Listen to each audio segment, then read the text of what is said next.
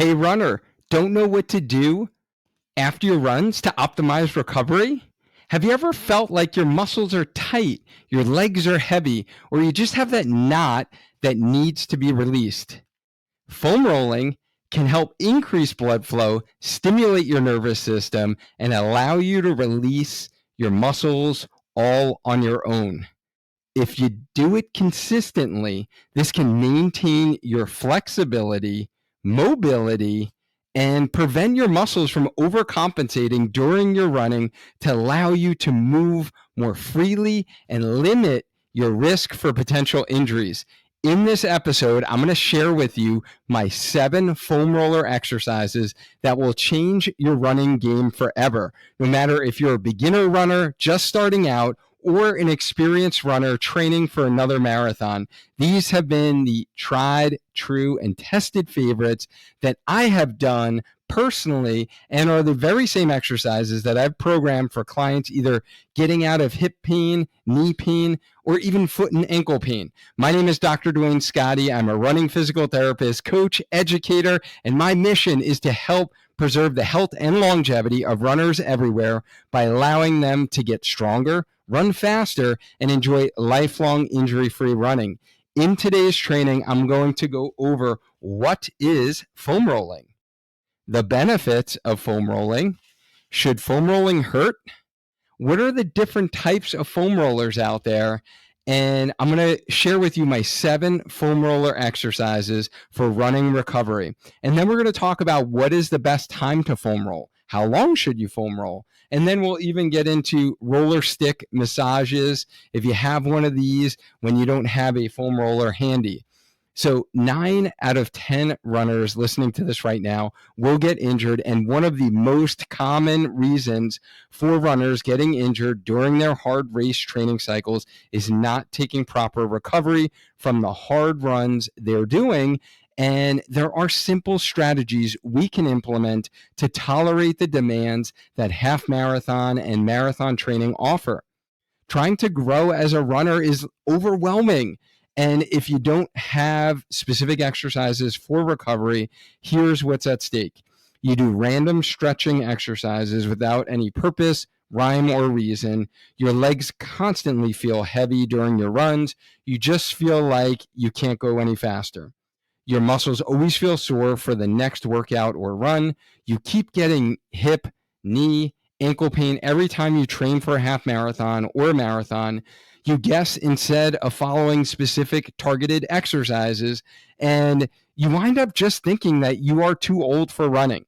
And that leads to frustration and feeling constantly overwhelmed with the amount of information overload out there. And I don't want that for you. We at Spark Healthy Runner don't want that for you. And we have a plan on how to recover as a runner so you can keep doing the thing that you love and run for longevity. And it's not a plan that most adult runners are following. As a running physical therapist and coach, I've given thousands of runners a plan for optimizing recovery, and our plan will work for you too. Here's what you need to do. All you need to do is just stay tuned and listen to why these exercises will help you.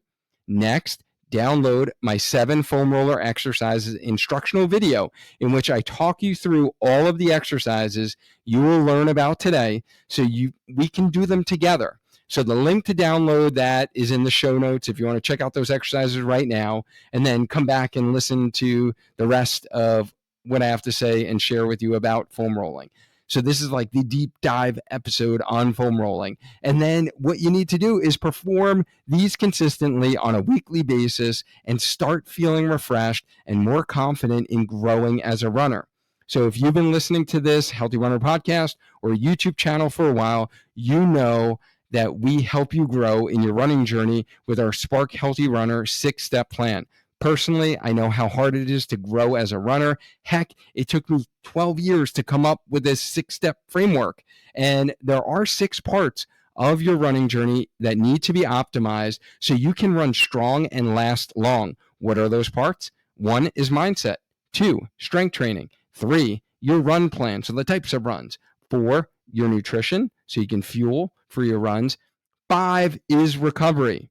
6 is the race strategy. And when you execute these 6 parts of your running journey, you'll not only feel more confident in getting stronger and running faster, you'll stay healthy and enjoy the process of running again and crush some races along the way. So, in today's episode, I'm going to teach you about the quote unquote non-sexy part of being a runner, and it's filling the recovery bucket, the often forgotten about, the one everyone ignores.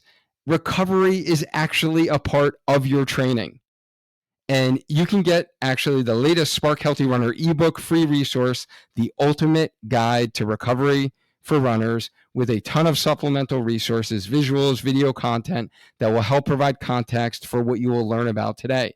So you can feel fresh, reduce fatigue, and stay healthy for running with proper recovery using this 7-step plan. So you will learn how to incorporate rest days, sleep, foam rolling, what we're going to talk about today, massage, stretching, compression socks, and proper foot care.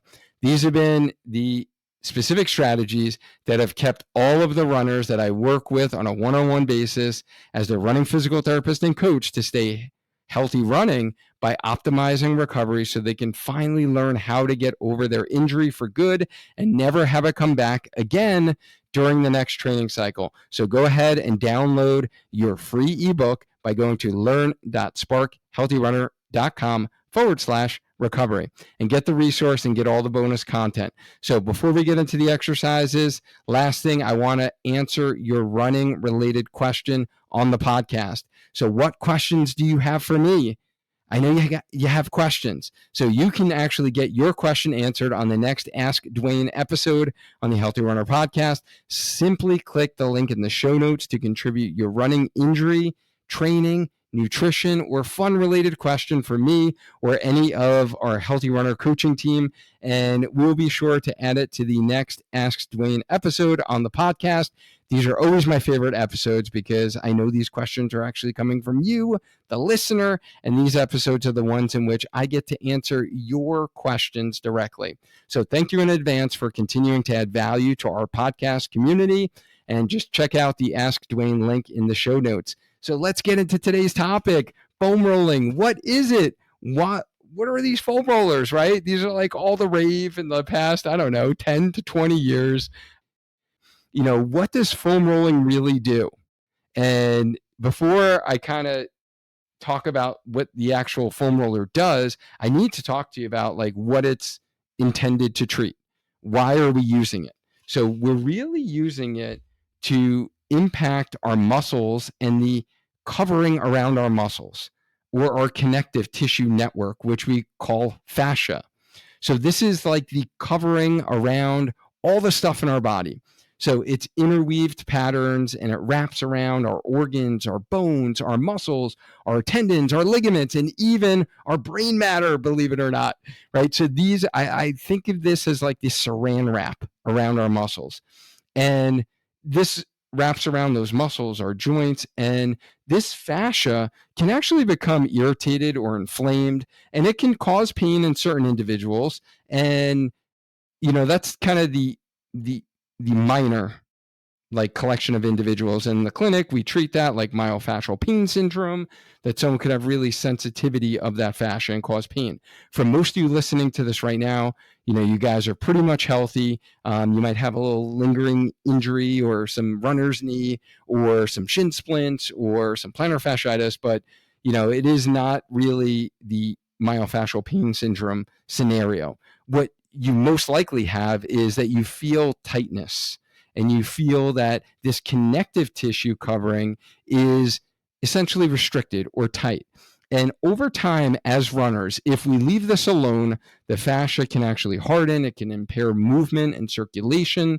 So when you feel a knot in any type of muscle, we know that those knots, those trigger points, are buildup of fluids, toxins, adhesions, and even some scar tissue within the fascia. And if we leave those, let's say, untreated for a while, then, it could potentially impact like our lymphatic system of our body. So when a group of muscles is like stiff, that's left for a long period of time, this can actually limit our range of motion or the movement we have in our joints, in our body. And then that leads to other muscles actually compensating. And this is actually what can put you at a potential risk factor of suffering one of the common running related injuries.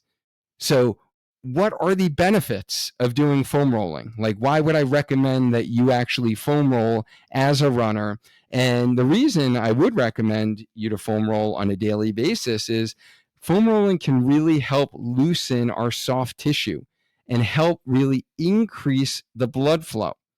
So, research has shown that some tight fascia may limit your range of motion. I already mentioned that before, but there is a relationship, at least a correlation between fascial thickness and flexibility. And foam rolling is actually a self myofascial release technique that we can actually help the fascia be more pliable. So your muscles can move more easily and more efficiently. And this foam rolling can help prevent the tightness feeling that you experience in a particular muscle. So whether it's like, you're really stressed out at work and you got a lot of stress, you got this like tight knot in your neck, right? Your upper trap is like a common one. I'll never forget like the day of my wedding, actually, just being nervous for that like epic event. Like my shoulders were shrugged up in my tuxedo. I had the worst trigger point, the worst knot in my upper trap. Luckily, one of the dudes in my bridal party, he was a PT. He was my good buddy from PT school, so he was doing some like soft tissue work on me while we were doing like the photo shoot. But yeah, like I'm sure you guys have been there. You can relate when like a muscle just feels like really, really tight. And if we can kind of prevent some of that tightness with some foam rolling, then we can improve motion and then speed up some muscle recovery. The other thing that I really like foam rolling for runners is to help stimulate your nervous system. So it can really serve to add in sensory input when we roll over this. We're stimulating our sensory system. We have nerves underneath our skin. We stimulate those nerves. Those nerves send signals up to our brain, our higher brain centers, and then those send signals down to muscles that may be a little sleepy, especially those early morning runners that are up. I just had one of my clients comment and saying how much better she felt when she went for a run after 6 a.m. Than the early morning ones at 4 or 5. So we need to like wake up our nervous system, wake up the muscles that are kind of sleepy. And for some of you, you might have some muscles that are inhibited if you don't dedicate strength training and like working your run specific muscles. So doing some foam rolling is going to help add input into that nervous system through sensory stimulation so that your muscles are turned on. They got some input before you do some of your muscle activation before you run, or you do your dynamic warm up before those runs. It's going to feel a lot better. You're going to feel those muscles be able to engage a little bit more. So this is like a big, huge misconception here, because I have some, runners who are like, I tried foam rolling my AT band and, it's just too painful. Like I can't do it. Or they're like, no pain, no gain. It hurts like hell, but I'm going to continue to foam roll. So should foam rolling hurt? The answer is no. Foam rolling should not hurt. It should not be the most painful experience in your life. All right. So let's talk about the different types of foam rollers. So this one that I have right here. So if you're listening to this on the podcast, you guys might want to watch the YouTube video version of this, because I got some samples here and some visuals. So this type of foam roll is a little bit of a lower density. It's actually got the Scotti name on it because I got this for my daughter when she was like 5 in gymnastics, and it's not intense at all. So it's a little softer material. A lot of the foam rollers that are the white color, those are like the soft foam material. So it's pretty pliable, like it moves, right? It's not like super firm. So it's not going to be as painful or discomfort when you're rolling over something like this, right? And then as we get into increased density, so the ones that are like still made out of foam, but they're usually the black color, that's a more dense foam roller. I don't have a sample of that right here, but I got this guy behind me, if you can see, that's more of a harder plastic, which is definitely a lot more intense. And then you really have the other ones that I'm sure you guys have seen. That's like a PVC pipe on the inside. It maybe has a soft covering on the outside, but on the inside, that's like very firm, right? So when you put your body weight on that, you put a muscle on it, it's going to feel a lot more intense. And then we can get to like the guy I love here, which is the rumble roller. So this has got the knobs on it, and they got two different intensities, the blue one, the black one. As you can see, big fan of the black one here, a little bit more intense. But I guess my main point here is that this shouldn't be painful for you. And if you're new to foam rolling, you've never foam rolled before, then it is going to be a little sensitive for your tissues. And it does take time for you to actually desensitize some of these tissues and maybe loosen them up a little bit. So this shouldn't be like, writhing pain, worst experience of your life. If it is painful for you, then you definitely need to adjust the intensity of the exercises by either taking off pressure on your legs by using more your upper body. So if you push with your upper body against the floor, that's going to take your body weight off of your legs and the foam roller. So it makes it a little less intense. Or just get a lighter foam roller than the one that you have. And, start with the softer ones. And then you're going to probably get to a point where you feel like, hey, I don't really feel like this is doing much. Or if you're currently foam rolling or you've tried it before and you're like, I don't know, people say like to foam roll and this doesn't feel like it's doing anything for me. Or, you don't feel any relief, you don't feel loose after it, then it might be too light. Like if I hopped on this blue one right here, like this would do nothing for me. I'd be like, I don't feel like I just wasted my time, right? So if that's you, then think about increasing the intensity of your foam roll. The other tips that I have for you is you can add more weight by either putting more body weight through your legs, less through the arms, or stacking one leg on top of the other. Like the calf muscle is an easy one. If you guys think about, just putting one leg over the other for your calf muscle, it's going to be more body weight down on the foam roll. Or there are some exercises like the quads, when we get into that one, that you can actually do one leg at a time as opposed to both. So with both legs, it kind of makes it a little easier, less aggressive. And then you could increase the aggressiveness by doing one leg and then even shifting your body weight toward that leg. So you'll see that in the instructional video that I mentioned before. So let's get into my 7 foam roller exercises for running recovery. And I am like very, very excited to share this with you all because for those longtime listeners of the podcast, and so we're talking 3 years now, when we first started the podcast, I did create a video of my top 5 foam roll exercises for runners. And it really hit, the most important 5 foam roll exercises. But at that time, like, let's be honest, I was a novice. I really didn't know what I was doing. Like I took some decent videos, like you could see what's happening in the videos, and you might have seen these before. It's one of the most popular, videos on my YouTube channel, but, I didn't really explain how to do it.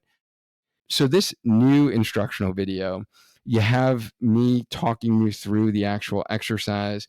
We got some better visuals of, what to do. And then we also have 2 kind of bonus exercises that I've, been recommending to my runners for years now. So those are kind of incorporated in. So if you saw the old video, then you're going to want to check out the new updated version. This is like the foam rolling 2.0 video version. And the first muscle group that I'm going to start with, the first foam roll exercise for runners that honestly, all of you should be doing this one. Like everyone listening to this right now needs to be foam rolling your calf muscles. Why do you need to foam roll your calf muscles? This is by far the most common muscle that I find tight on runners. So when we go through kind of the runners I work with, we go through a run body performance assessment. We look at your ankle mobility. We look at your flexibility.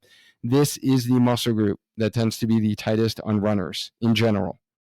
And it's also the most common impairment to be linked to the most common injuries that runners get, such as plantar fasciitis, Achilles tendinopathy, posterior tibial pain, and then even knee pain, believe it or not. So runner's knee or patellofemoral pain syndrome has been linked to decreased ankle mobility. So that's actually been shown in research, and there is a link between the two. So if you can actually improve your ankle mobility and your calf flexibility, which could increase your ankle mobility depending upon what your joint restriction looks like, then you can help prevent a lot of those 4 common running related injuries I just mentioned. So again, it is something common that I find in a lot of runners. So I'm always about being proactive here, right? So if you don't have any of those problems, like, let's prevent them, right, from occurring in the first place. And the reason why I think this occurs is because out of all of the muscles in our legs, when we are running, the majority of the time, we should be doing, as you know, around 80% of our runs at our slow, conversational, easy pace, right? When we're running at a slower pace, the percentage of muscle contraction out of all the muscles in our legs that are working the hardest, that are working the most out of kind of the most percentage, is our calf muscle. So our calf muscles are working a lot, essentially. Every step we take as runners. And if they're contracting, you never stretch them after a run and you never foam roll. Over time, months, years, they are going to tighten up and they're going to limit your flexibility in the ankle. And then that is going to create problems because that's going to start to add stress to tendons. And our tendons don't like that stress. So how do we do this calf foam rolling? I'm going to try to give you the description. Again, it's going to be better for you to watch the video version, but those listening on the podcast as you're running right now, I want you to kind of envision this, right? You got a foam roller on the ground. You're going to place your calf muscle over it. You're going to turn your toe in to release the inside part of your calf muscle. Your calf muscle, your big calf muscle, the gastrocnemius muscle, is made up of 2 heads. You got a medial head on the inside, the lateral head on the outside. So you go ahead and scan the inside part of that gastroc muscle and see, does it feel tight? Do I have some trigger points in here? And then scan the outside part. Does that feel tight? Up at the top part, you might actually feel a trigger point. That's a common spot for a trigger point. Some runners are going to feel tighter on the inside. Some are going to feel tighter on the outside. It usually depends upon what your foot type is. Usually those that have a higher arch, cavus foot type, rigid, are going to have more issues on the outside calf muscle. And I found those with the flatter foot types, the overpronators, usually have more issues on the inner calf muscle. But you're going to roll that inner part. You're going to roll the outer part. And then you're going to place your foam roller right between where your calf muscle meets your Achilles tendon. That is what we call the musculotendinous junction. So this is like a group band, muscle and fascia connective tissue goes into the hard Achilles tendon, which is very rope-like. I find a lot of restrictions here. So a lot of soft tissue restrictions there. So when I was in the clinic, we would do a lot of instrument-assisted soft tissue release. So the Graston, right? You've probably been to rehab before. You see these stainless steel instruments, and the therapist would roll over that area. You can do that with your foam roller, right? So roll over that area, spend a little time there. And then the big key thing that I love for the calf muscle for runners is to incorporate active motion as you do this. So I want you to actually flex your ankle and point it. Flex it and point it. Go back and forth as you roll over the foam roller. That will help get some more blood flow into the area. Remember, that's what we're trying to do, is increase blood flow, stimulate our nervous system, and really kind of promote more of this looseness feeling that we sense and that we feel. So that's how you do the calf muscle.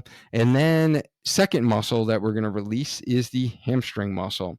So this kind of works easily because you start at the calf, you go up, you just place the foam roller a little higher than the knee. So now we're on the hamstring muscles. You know, who do I recommend rolling the hamstrings? Definitely our hamstring tendinopathy runners. So if you have upper hamstring pain, PHT, proximal hamstring tendinopathy, many of you have seen my resources for that. I got a whole ebook on it. But, you know, a lot of times we get trigger points in the actual muscle belly, even when you're having that hamstring pain. Other runners that, you know, are going to really have issues with some tightness in the hamstring that might cause problems is if you're hamstring dominant and you have Achilles tendon pain. a lot of times that because of the pain that you're in, you wind up like compensating with the hamstrings. Other runners that it's common to see this, if you've ever been told, that you've been to a therapist and they're like, well, your glutes aren't turning on, or, you got some glute amnesia and they're just like not activating, or you just know you have issues with your glutes and using your glutes with running. Maybe you got like a little flatter butt back there. And, when you're standing, your hips like go forward and you're not really using your glutes a lot, most likely you're running a lot with your hamstrings. So what we need to do is to actually activate your glutes and strengthen those glutes. And we actually have a whole glute guide on my website, learn.sparkhealthyrunner.com, to get your glute guide to learn how to actually strengthen those glutes. But we want to release the hamstrings. So we want to relax the hamstrings, treat some trigger points in that area. How do we do it? We actually take the same approach that we did with the calf muscle. We're going to release on the inside part of the hamstrings. We have two muscles that go on the inside part, and then we have a outside hamstring muscle, your biceps femoris, not your biceps brachii, in the arm there. So we want to spend some time there. Find out which one's tighter on you. If one side feels tighter, then every time you foam roll, spend a little bit more time on the inside or on the outside. You find out what feels tightest, what feels restricted, and then you're going to spend some time in that area and wait for it to kind of release.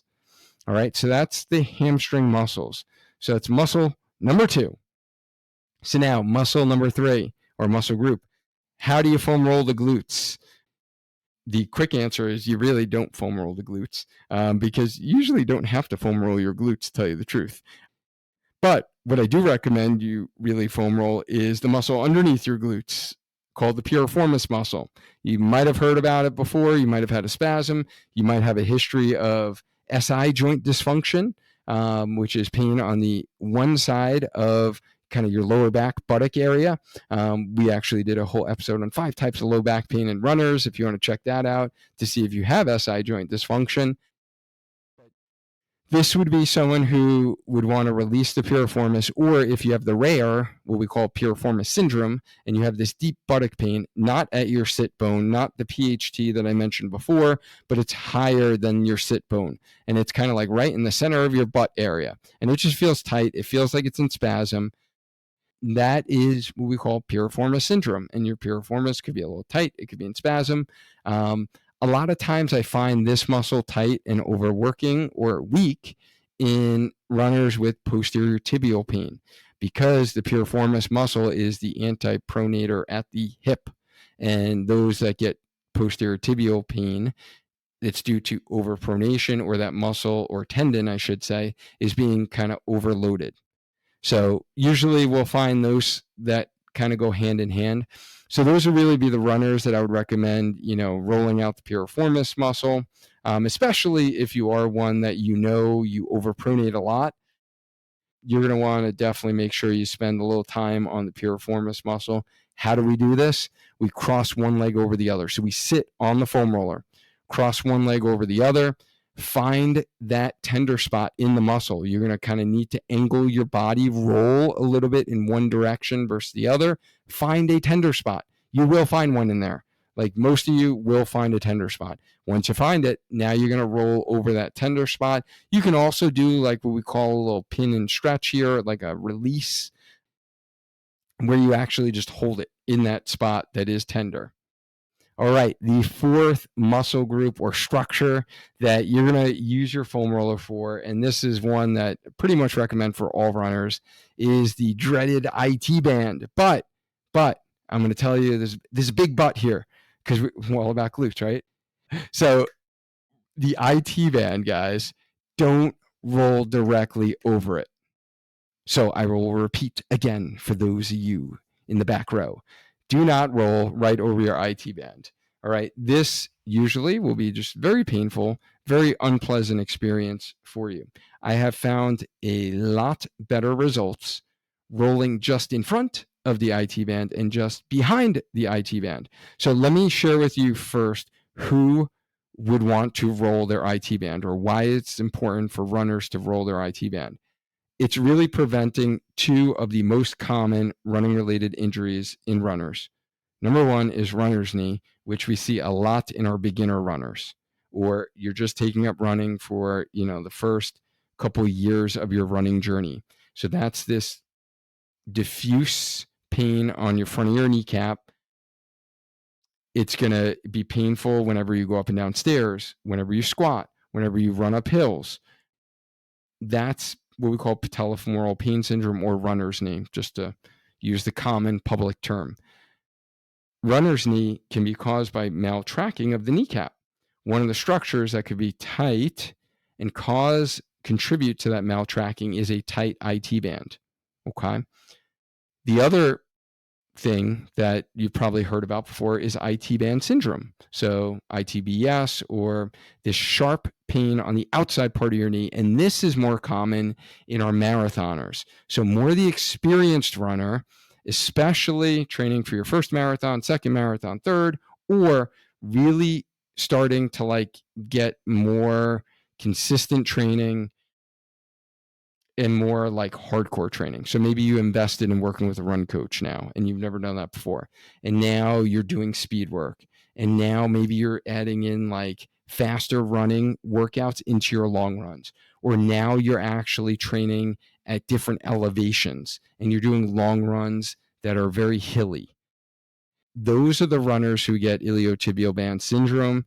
And it's usually on that 14, 16, 18 miler leading up to the marathon. And this, unfortunately, causes such sharp pain. A lot of times it prevents most runners from actually getting to the start line of the marathon, because it is very, very painful where they just have to walk. And then they wind up, a couple weeks out from the marathon, unfortunately, not getting to the start line.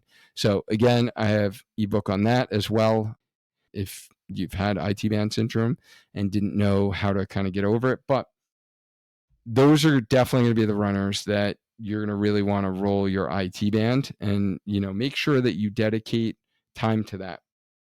So there's a couple of tips here. First off, the IT band is technically a tendon. It's a super long, but it's like connective tissue. It's literally fascia, like what I mentioned before. It's not a muscle. The muscle is a small muscle up your hip called the tensor fascia lata. No, that is not a Starbucks drink, right? It's called the TFL, and it's this muscle on the front corner of our hip. This muscle actually is very overactive in so many runners who are not using their side hip muscles, the glute medius muscle.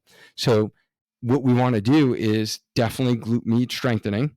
And we've talked about that many times before, how to do that. We have exercise for that. But then also releasing the TFL and the IT band. And how do we do that? With the foam roller, right? So how I really love to do this first is release the muscle first. So you'll see you have to kind of lie on the foam roller, not totally on your stomach, not totally on the side, halfway in between, like a 45-degree angle. You're getting to the front outside corner of your hip. Find that muscle underneath the big bone in the front of your hip. So it's right under the pelvis. You're going to find that muscle, and it's usually going to feel pretty tender because, like I said, a lot of you runners are overusing it to begin with, and you probably have some trigger points in there. So you're going to find that muscle. You're going to find the tender spot. You're going to hold there. You're going to roll it a little bit. And then I like to do a little hold and actually rotate over that muscle. So you get a little pin and stretch, get a little thoracic rotation, a little more bang for your buck. Who doesn't like a little BOGO, right? So improve your thoracic rotation as you actually release that muscle. And then when you go to release the band, remember how I said before not to actually go right directly for the kill on the outside? What you're going to do is you're going to angle your body slightly forward so you get just in front of the band. Then you're going to roll there, and then you're going to angle your body slightly behind the band, backward, so you get just behind the band. This will cause a decompressive effect to the IT band and actually feel much more comfortable. And I found such better results once I started doing this. I really took this principle that I learned in a continuing education course, the Graston technique with the instruments that I mentioned before. That's how they promote actually treating the IT band, is releasing just in front, just behind. So then I was like, well, why don't I actually do this with my foam roller? Let me try it out. Let me give it a whirl, right? So guys, I'm always constantly learning and implementing just like you. And I tried it out and I loved how it felt on myself. tried it on many, many patients and worked wonders. I was getting better results with my IT band patients and my runner's knee patients. So that's why I recommend you roll your IT band is just in front, just behind. I know it's a little complicated to describe, so please check out the video so you can see what I'm actually talking about. All right, fifth muscle or fifth foam rolling exercise for runners is going to be the quads. So why would you actually roll your quads? Because many of you, quite frankly, are quad dominant, especially if you come from sports such as soccer, field hockey, lacrosse, right? Like all of those like running sports are very, very quad dominant. You probably have really well developed quads, and you probably get really tightness and you get a lot of tightness in your quads. So if you've ever had front of the hip pain, if you've ever had low back pain and you've been told like your back arches a whole lot, or you have an anterior pelvic tilt, those are kind of the classic folks that will have tightness in the quads, or if you've had runner's knee. So one of the contributing factors to runner's knee is tightness of the quad muscle. So if you have some decreased length in your quads, specifically the rectus muscle, which is one of the 4 quad muscles, and it's a 2-joint muscle, crosses your hip. That's why I kind of am talking about the hip a little bit here. Then we want to release that muscle. So how do we do that? Best way is actually to start out by doing both legs. And this is what I show in the instructional video, is start out with both legs. I like to actually do both legs, and then I definitely like to incorporate the active motion, just like we did for the calf muscle. So where you actually bend and straighten your knee as you're rolling the front of your thigh, and then also scanning the inside part of your quad versus the outside. Most of you, I would imagine 99% of you, are going to be tighter on the outside part of the quad, because again, that connects to the IT band, and we're usually tighter on the outside part of our quad muscle. And then find a tender spot. The other thing I really love to do is to actually go up at the top attachment of that rectus muscle that I mentioned and hold it there, and then bend and straighten the knee. So you're doing the self-release of the muscle, kind of you're pinning it, and then you're bending and straightening the knee, which gives a little release, and then you can release the rest of the muscle in the thigh area. And then you can progress this to doing one leg at a time to make it more aggressive. Kind of mentioned that earlier. And then also add more weight on that side. So you can like lean your body weight really to that side to make it even a little bit more aggressive. But you want to start out gentle, guys. Like, again, it shouldn't be painful. You want to think about this fascia is layers. And we want to think like the outer covering layer, like let's be gentle and release that layer. And if all feels good, then we go deeper into the tissues. We don't like directly go for the kill right away, right? Like if someone, just grabbed your muscle that had a big trigger point and like jam their thumb into you, right? You're going to jump, right? Your body's going to be like, what the heck did you just do? Right. So the same thing you want to do with our foam rolling exercises. So now coming up next, I'm going to share with you the final 2 exercises to help you recover from your runs and your strength training session so you can feel fresh during your next run. But before I do that, if this training has been eye-opening to you, if you've learned something or you're like surprised there are actually specific ways that you should be foam rolling and specific muscles that are really tailored to runners, then we need to get the word out, honestly, to more runners like you. So one way to do that is if you actually are watching to the YouTube version of this, just hit that like button. And this would just allow me, honestly, to create content like this that will allow runners to continue doing the thing that we all love.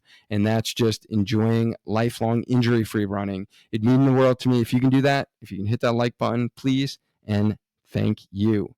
All right. The 6th muscle that we're going to talk about. This is a new one. So here we go. So the first 5 guys were in that 5 video that I mentioned earlier. So now here are the 2 bonus foam roll exercises. One's a muscle, and then the other one isn't even a muscle, believe it or not. So our inner thigh muscle or adductors. So why would you do this? Why would I recommend it for you?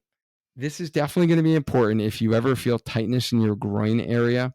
You've had a history of adductor strains or pulled groin, we call it, or if you're doing a lot of speed work, especially interval runs or running at 5K pace or faster for your training, because that's when these muscles, these adductors, are even utilized a little bit more. When we're really pushing the pace, we're opening up our stride a little more. It has to contract a little bit more when our foot hits the ground to help stabilize our leg. So those are the runners I really recommend kind of spending some time on those inner thigh muscles and those groin muscles. So how do we do this? This one is a bit complex, hence why I did not include it in the original 5, because, just trying to keep it simple, right? That almost everyone can do. But if you have issues in this area, then this is where we're going to actually put the foam roller more longitudinally, and we're going to lie on our stomach with our leg out to the side.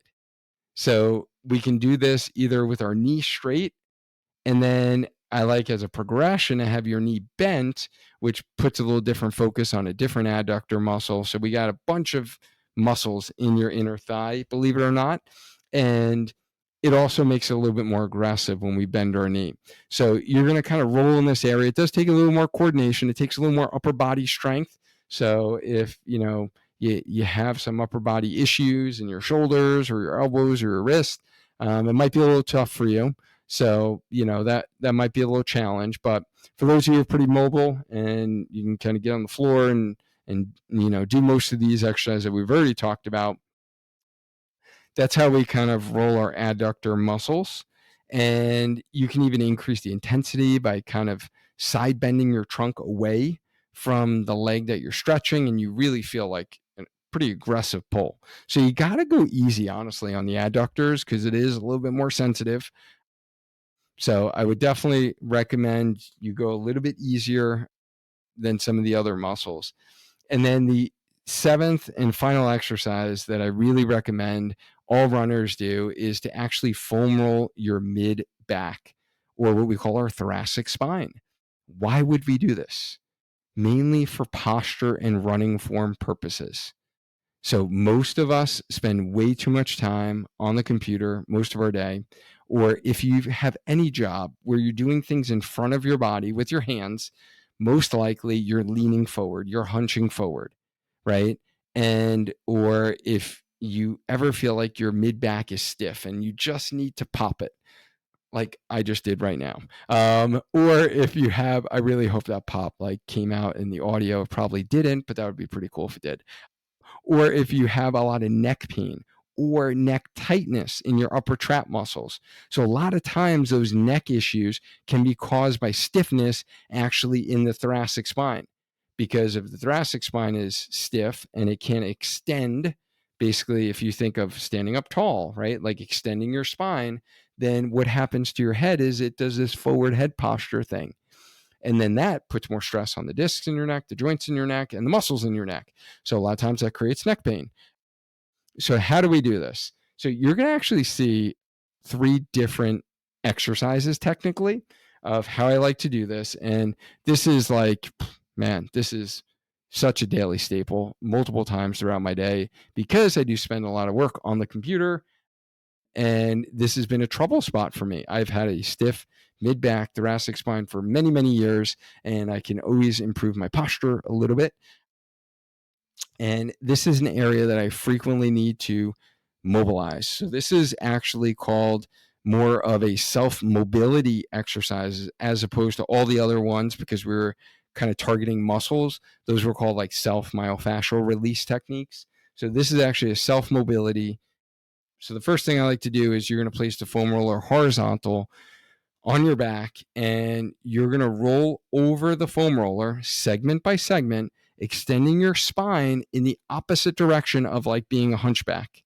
So we're actually segmenting extension, each bone as we go over, and then you're feeling, or you're scanning, just like we did with muscles, and finding what segment feels really stiff.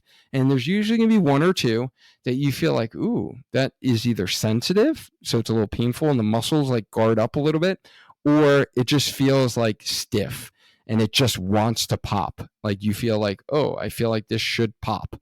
And then what you're going to do is you're going to hang out on that segment. So you're going to actually stay at that segment and then do some active extension over the segment. So that's like the second exercise where we're actually isolating a specific segment or two.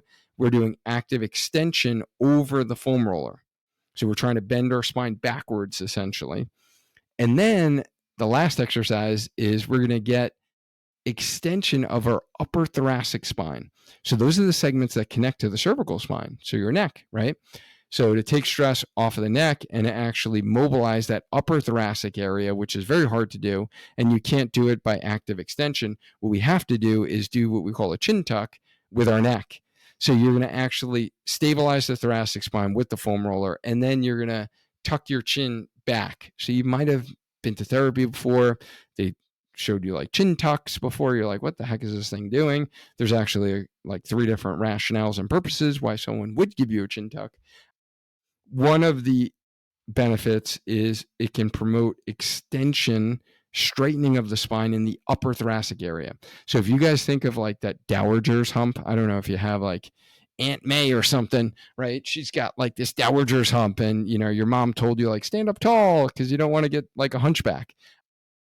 This can actually really mobilize that area of the spine is what I'm talking about, like that upper area of the mid back. So can be very effective. So again, it's really hard for me to describe this without showing you. That's why I have the instructional video.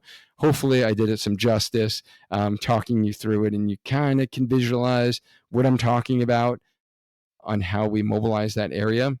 But extremely important for runners, because if you don't do any of that, and if you continue to lift, if you continue to do some upper body strength training, and you do some like bench press, chest press, push-ups, all that stuff, like over time, as we age, that flexion rounding of your thoracic spine is just going to get worse and worse, and it's going to impact your running form essentially.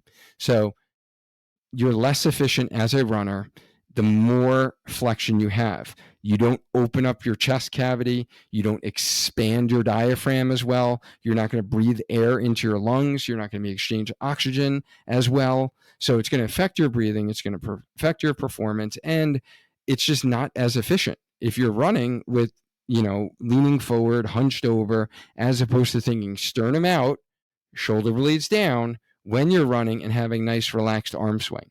So it will impact your running form, and if you don't mobilize it, if it's very stiff, then you can't actually get that thoracic extension in your spine when you're running. So you need to mobilize, and like I said, if you spend a lot of time in front of a computer like I do, like you need to do it. I do it immediately before all my workouts, before all my runs, after all my, especially long runs, because you're out there for a while, right? Or now that summertime, if you're out there with a hydration vest, like that's going to add some weight. So you definitely got to mobilize after your runs. You'll get a couple pops. Those are okay. Those are good. Those are what we call cavitations. They're just releasing some gas pressures in your joints. You're not cracking bones. You're not going to develop arthritis, right? So none of that is true. What you've been told, if you crack your knuckles, you'll get arthritis. That's not going to happen. So there's actually a funny story of a scientist who actually cracked only one knuckle, one hand, and I forget the number of years he did it, like 30 or 40 years. And he took like x-rays to see, like, compared the hands to see, he had his own like control study to see if he developed arthritis. And he did not develop arthritis of his hands, and cracked one side and didn't crack the other. So no change. But yeah, that release of gas pressures, those joints, those segments will move a little bit better, so you can get into a better postural alignment when you're running. All right, so those are my 7 foam roll exercises. So some common questions I get a lot from clients is, how long should you foam roll? And this is short, guys. This is 30 to 60 seconds per muscle. You should not be taking more than 5 to 8 minutes to do these foam roller exercises. So remember, strength training will yield more return and give you better bang for your buck as a runner. So make sure you dedicate your time to strength training for running instead of doing like 30 minutes on your foam roller. All right. And then consistency is key. So like I said, start with 5 minutes, right? Go 30 seconds through all the muscles I mentioned to you. You can do it with me on the video, and just be consistent with it. So like everything that we do as runners, the more consistency that we have, the better benefit we're going to get. And then when is the best time to foam roll? Very common question I also get. And I'm going to give you the answer that I give all my clients and how I recommend. And there's just the Scotti personal, recommendation based on honestly personal experience and kind of what in my mind makes sense from a rationale standpoint in terms of order of operations. So your exercises that I describe and I like customize for all my clients, how I lay it out for them is I'm going to put the soft tissue prep first. So the goal is to improve blood flow, stimulate the nervous system. So this is where the foam rolling goes. And then we really want to go to our mobility and stability. So if you wind up doing some lower back mobility, some hip mobility, depending upon what you need to focus on as a runner, maybe ankle mobility. As I mentioned, ankle mobility is a common issue. Right, that's where you add that. And then your stability exercises. So whether you're doing the short foot stabilization and kind of turn on your deep foot muscles before you run, which I highly recommend all of you should be doing, or your hip stabilizers, you're doing some specific exercises to turn on your side hip muscle, the glute medius muscle, or the deep hip external rotators, right? So that's where the stability exercise come in. Then I recommend doing a generalized 5-minute dynamic warm-up. I have one on my YouTube channel if you want to get some ideas, but that's where you go through like your movement prep. And this really primes the body for running. And then we go for our runs. So that's where we enjoy the mental clearing miles. Now, I know that seems like a lot for most of you who are just used to waking up, throwing on your running clothes, throwing on your running shoes, heading out the door, going for your run. I know that sounds like a lot. Trust me, all of the clients that I work with tell me the feedback I get is I can't believe how much more I enjoy my runs now that I'm actually warming up before I get out the door. Especially as we age, guys, like we need to actually bring some blood flow into the muscles, into our joints, get the body ready to actually run. Trust me, it will be a more pleasurable, enjoyable experience for you during your run. So then you do your run. And then after your run, that's when, if you have time, again, not priority, you can foam roll again or do some general stretching, flexibility. This is where we can do our static stretching. So to summarize the foam rolling piece, I would definitely recommend you do it before a run and before a workout, quite frankly, your strength training. And then if you have time after your run, I'm going to be completely honest with you all. I rarely have that time. It's maybe once or twice a week. I'm getting it in after a run, and I run 6 days a week. And then it's a nice to do if you have time again in the evening or on a rest and recovery day. And especially if you're feeling tight or your muscles are sore, you had a really good workout, you had a speed session, you had a long run, you're feeling tight, you're feeling sore. Because the more blood flow we get into those muscles, that's going to help stimulate the recovery process. And the recovery is where the magic happens. And that's why you should all be doing a rest and recovery day, by the way, if you're not. So again, recovery is part of the training, and recovery is like the key, honestly, in helping keep you healthy as a runner. So what happens if you don't have like a smaller foam roller like this one? You only got the big one and you're like, I'm traveling a lot. Like I'm not bringing my foam roller with me. Like I just actually got back from a flight this morning. I did not bring my foam roller with me. This is where this can come in handy. These are like the massage sticks. Some of them have knobs on them. These are great for travel. So races, you want to bring it to a race. You're not going to hop down in the parking lot like on your foam roller. You want to actually do some of the soft tissue work before a race, after a race. These are great. So that would be definitely one instance when I would recommend one of these. The other one is for the shin muscles. For you runners who get shin splints, it's really hard to foam roll your shins on the foam roller. So I recommend honestly a stick or a percussion gun for those muscles. So I actually have my bonus how to use, the massage stick for your calf muscles, your hamstrings, your quads, and your shin muscles within that foam roll video, instructional video that I mentioned.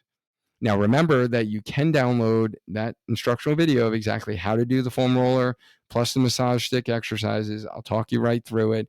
I'll let you know the key points to kind of watch out for. And this will really be key in optimizing your recovery so we can run stronger, run faster, and enjoy lifelong injury-free running. Just make sure you hit the download link in the show notes to save your video so you can go through it, you and I together virtually, every time you want to do it before or after a run. And if you want to get clarity and focus on how to integrate recovery exercises like these into your run, your strength plan for running, and the actual like run plan to either get consistent with your runs, like get a PR at a half marathon, or like run your first marathon, or, you know, get a BQ, right? Like we got some big running goals, right? Continually challenge yourself as an adult runner. That's exactly what we do in our Spark Healthy Runner coaching program. We teach you how to grow as a runner to not only crush your running goal, but avoid feeling frustrated because you either get injured or you're not getting faster. We act as your personal guide in mastering the 6 key steps of your running journey, really the mindset piece, the strength training, structured run plan. We take away the guesswork. You get the structured run plan, structured strength training, the nutrition that you need for running, the recovery that we need, in which we talked about today, and then also the race strategy. So when you execute like those 6 key steps in your running journey with the structure that we provide, you're not only going to feel more confident in getting stronger and faster, but you always stay healthy and you enjoy the process of running again. And then you get to like hit those big running goals and dreams that you have. So as I say in my analogy, just like a well-built home will require a little maintenance and bring you a lifetime of happiness and memories for you and your family, so will your running. So learn more about our Spark Healthy Runner signature coaching program and schedule a call with me today by going to learn.sparkhealthyrunner.com. Lastly, remember earlier how I said if you don't implement these principles, you're going to like feel frustrated. Your legs are going to feel heavy on your runs. You're not going to feel fresh for your next run. You may get injured, and you know you're really not going to get faster as a runner. Today we talked about one element of recovery, mainly foam rolling, right? Be sure to get your download, The Ultimate Guide to Recovery for Running today. Learn.sparkhealthyrunner.com/recovery, or just click the link in the show notes. So just recapping, guys, you know, what we really covered today, what you learned about today is, what is foam rolling? What are the benefits of foam rolling? Like, why are we doing it? Why do I recommend it? Am I recommending it just because it's a fad? No, right? Like recommending it based upon some evidence to show some support for self-myofascial release. And then, you know, what I've implemented personally and what I've implemented with all the clients that I've worked with and how it can help you. You know, should it hurt? We talked about that and how to actually make sure it doesn't hurt when you're foam rolling, and the different types of foam rollers we got into, as well as the 7 foam roller exercises for running recovery. We talked about when the best time to foam roll is. We talked about how long you should foam roll. And then we even talked some roller stick massage when you don't have a foam roller. So my question to you is, did you learn something today? I would imagine you learned at least one thing out of all of what I shared with you today. So if you did learn one thing, if you don't mind copying the link to this, wherever you're listening to it, watching it, share it with a running friend of yours who can use it, because I want our running community to continue enjoying lifelong injury-free running. And the only way we can do that is if we're proactive as runners, like yourself, that you're actually listening to this. You're taking the time to learn and grow in your running journey. So please share this information with others so we can break like the cycle of injuries and the misconceptions about running within our society, that it's like bad for your knees and, you know, you're just getting too old, you know, to run all those miles. We know better than that, and you're here obviously because you know better than that, and you're like our healthy runner ambassador. So thank you in advance for sharing this content and our mission, honestly, with your running network of friends. I greatly appreciate it. and you taking the time to do that. So as always, let's maintain a strong mind, a strong body, and let's just keep on running. Until next time.